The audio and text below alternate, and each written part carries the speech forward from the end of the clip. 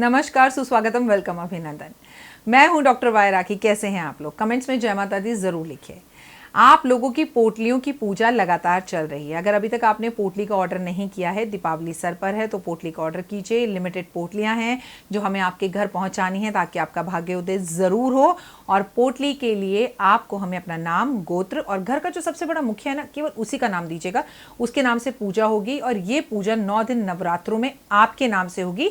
लेकिन जो पूजा का सामान है वो अभिमंत्रित उस लक्ष्मी पूजा से ही हो रहा है जिसके दर्शन मैंने आपको करवाए थे। उसके बाद रामायण, उसके बाद सत्यनारायण भगवान की कथा।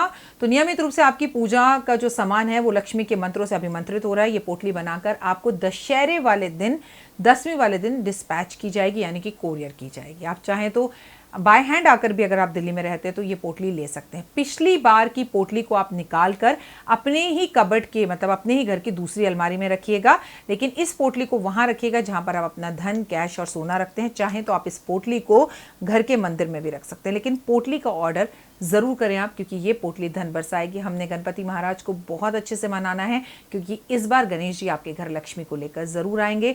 इन 10 दिन में जब हम गणेश जी धरती पर हैं, उनकी पूजा कर रहे हैं, तो पोटलियों का सभी सामान पूजित किया जा रहा है, अभिमंत्रित किया जा रहा है। तो पोटली के लिए जल्दी ऑर्डर कीजिए इन तीनों नंबरों पर जो ऊपर बैनर में है। लेकिन जब भी आप पोटली का ऑर्डर करें, वीडियो कॉल कर मुझे देखें या ना देखें, लेकिन इस ऑफिस को ज़रूर देखें आप, ताकि किसी गलत राखी के हाथ में ना फंसे आप। जय माता दी। नमस्कार, सुस्वागतम, वेलकम, अभिनंदन। गणपति बाप्पा मोरया, मंगल मूर्ति मोरया, मोरया रे बाप्पा मोरया रे। तो मोरया बाप्पा की सदा ही जय हो और गणेश जी महाराज आपके और मेरे जीवन के हर हर परेशानी और तकलीफ को तुरंत दूर कर दें। Believe in your Karma.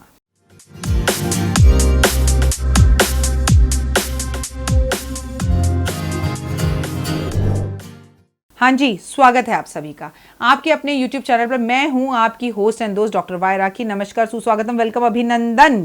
कैसे हैं आप? जय माता दी जरूर लिखिए, क्योंकि आप लोगों के जय माता दी लिखने से मुझे पता चलता है कि मेरा परिवार सुरक्षित, बढ़िया और सही है।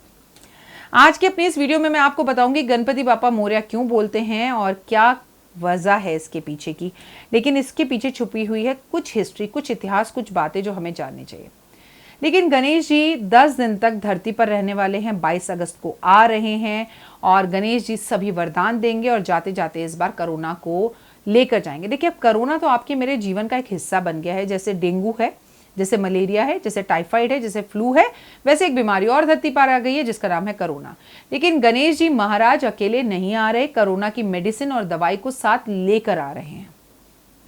कैसे देनी है मेडिसिन, कैसे खानी है, सब गणेश जी महाराज बताएंगे। तो घबराइएगा मत, क्योंकि आने वाला सितंबर का महीना हमें कुछ ना कुछ गुड न्यूज़ जरूर देगा। समय लगेगा, लेकिन अच्छा होना 15 सितंबर के बाद से शुरू हो जाएगा। इनफैक्ट अगर हम अच्छे कर्म कर रहे हैं और कार्मिक कर्मा बढ़ा रहे हैं तो खबरें अच्छी पहले से भी आनी शुरू हो जाएंगी। तो कीजिए सही समय का इंतजार और कुछ करें ना करें, 2 मोदक गणपति महाराज को कोरोना के नाम के अर्पण जरूर करें कि शांति हो, सुख हो, हमारा भला हो ना हो। लेकिन अब डर और भय का जो माहौल बना हुआ है, गणपति महाराज उसे खत्म कर दो, नमक से भी रोटी खा लेंगे, कोई इशू नहीं है। कोई बड़ी बड़ी डिमांड्स नहीं है। आपस में प्यार मिलन सब रहे, क्योंकि कफन के अंदर जेब नहीं होती। आता इंसान खाली हाथ है, जाता इंसान खाली हाथ है।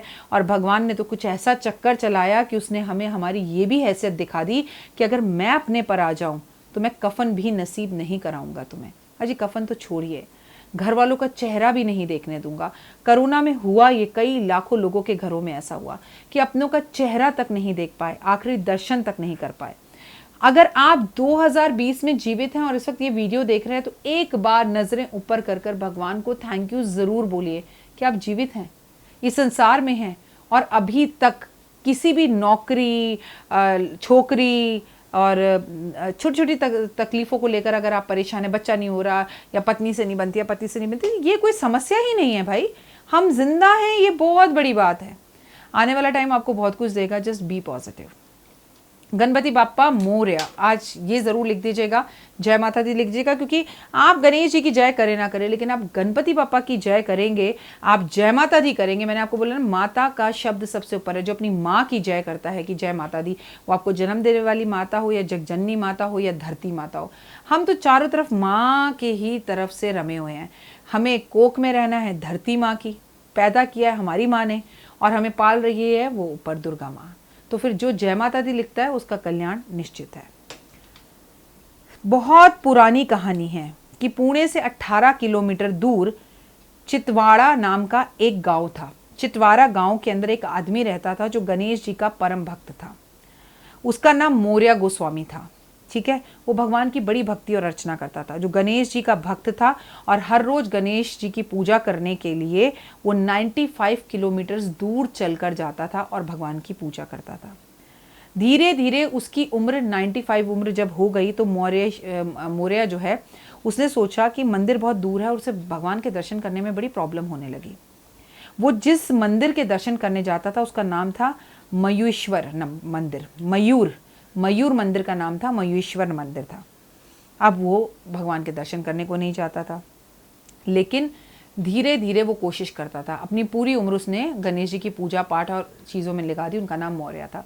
जब वो 117 साल के हुए, ये कहानी बहुत बहुत बहुत पुरानी है, जब वो 117 साल के हुए तब उनसे चला नहीं जाता था, लेकिन मन में ना गणेश जी के दर्शन रहते थे। मन में ना जिज्ञासा रहती थी कि कैसे मैं वो 95 किलोमीटर पैदल दूर चलकर भगवान के दर्शन करूं। लेकिन 117 साल की उम्र इस चीज़ की परमिशन नहीं देती थी। उम्र बढ़ती जा रही थी। एक दिन गणेश जी उनके सपने में आए और बोले, देखो ये कहानी है मैं आपको जो सुना रही हूँ 1492 की है, आपकी नहीं है कि आप कहें कि 117 साल उम्र तो अभी कभी किसी की होती नहीं। जब 1400 सीरीज चल रही थी, अभी हम 2020 में हैं, 1492 में ऐसा होता था कि उम्र इतनी लंबी लंबी होती थी। गणेश जी उनके सपने में आए और बोले, जहाँ भी तुम स्नान करोगे ना मौर्य, वहाँ पर मैं तुम्हें दिखाई दूंगा, तुम मुझे पाओगे। मौर्य ने कहा अच्छी बात है। वो नदी पे स्नान करने आते थे। उस समय पर नदी में ही स्नान होता था। ब्राह्मण थे, पूजा करते थे, गोस्वामी थे।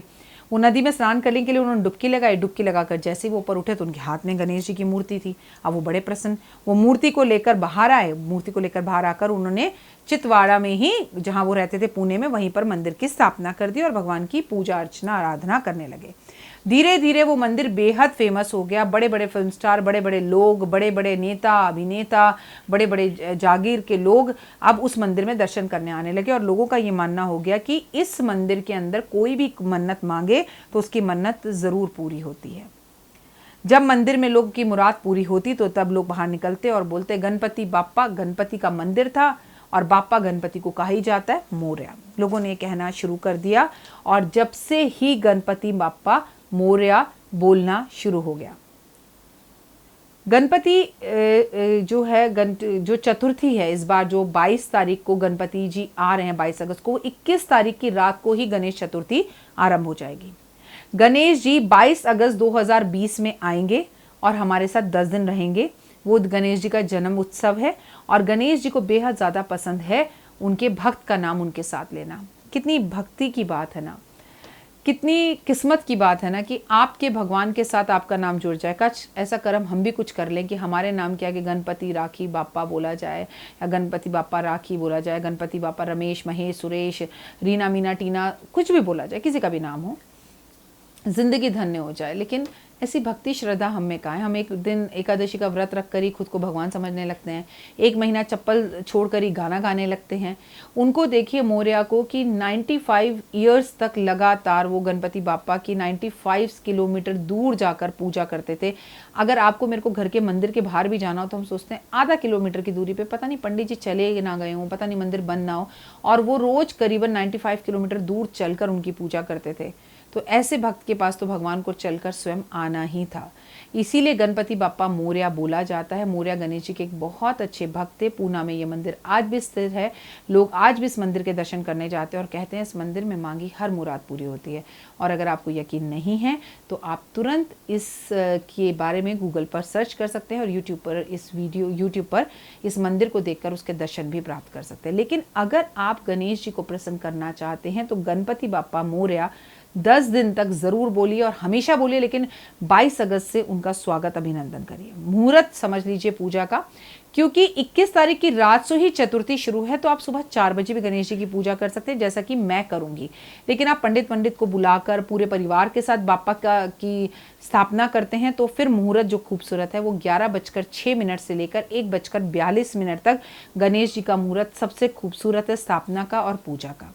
अगर आप गणपति केवल एक दिन के लिए लाते हैं तो उनकी पूजा कीजिए, दूबा अर्पण कीजिए, उनको स्नान कराइए, उन्हें अपने घर में स्थान दीजिए और गणेश जी का आशीर्वाद आप पर सदैव बना रहे, इसके लिए अपने माता पिता की भक्ति और पूजा ज़रूर कीजिए, क्योंकि गणेश महाराज को वही लोग पसंद हैं जो उनके भक्तों का मान सम्मान करते हैं। गणेश जी महाराज को वही लोग पसंद हैं जो अपने माँ बाप की सेवा करते हैं। अब आप गणेश जी के लिए तो घी के मोदक के लड्डू बनवाएं, मोदक बनवाएं, कपड़े सिलवाएं, सोना और चांदी उन पर अर्पण करें, लेकिन अपने माँ बाप का टूटा हुआ चश्मा आप ना पूछें, अपनी माँ से आप उनका हाल ना पूछें, उनकी तबीयत ना पूछें, कभी माता पिता के पास बैठ के दो प्यार के बोल ना बोलें।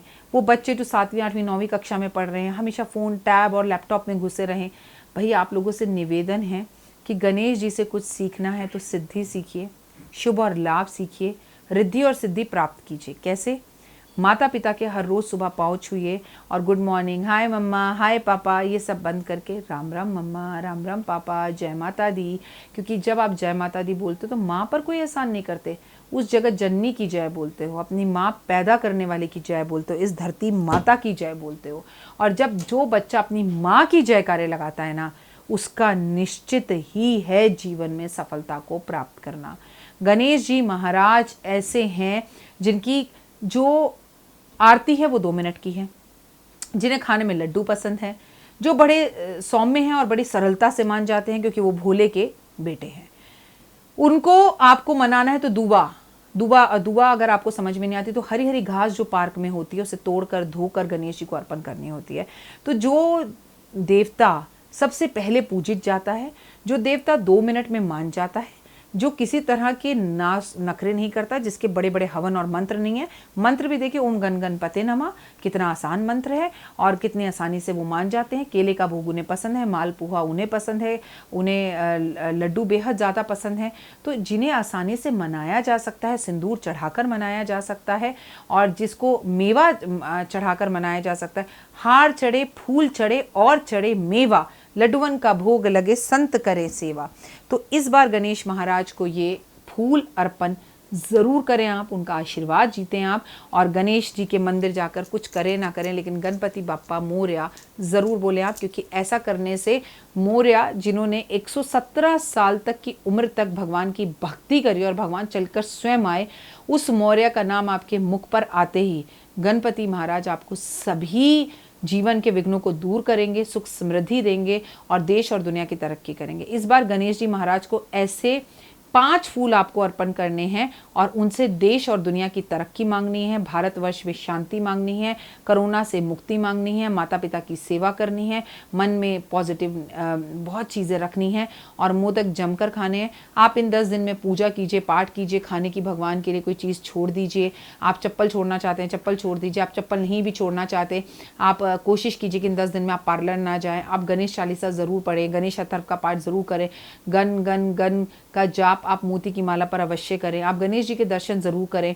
अपने बच्चों को अच्छी रिद्धि सिद्धि प्राप्त कराने के लिए, अच्छी बुद्धि प्राप्त कराने के लिए बच्चों के हाथ से गणेश जी के मंदिर में चांदी का या मिट्टी का या ड्राइंग बनाकर एक चूहा, और एक बहुत ज़्यादा ज़रूरी है कि आप एक हाथी अर्पण कराएं। और बस किसी भी तरह से घर के माहौल को सुखी रखिए।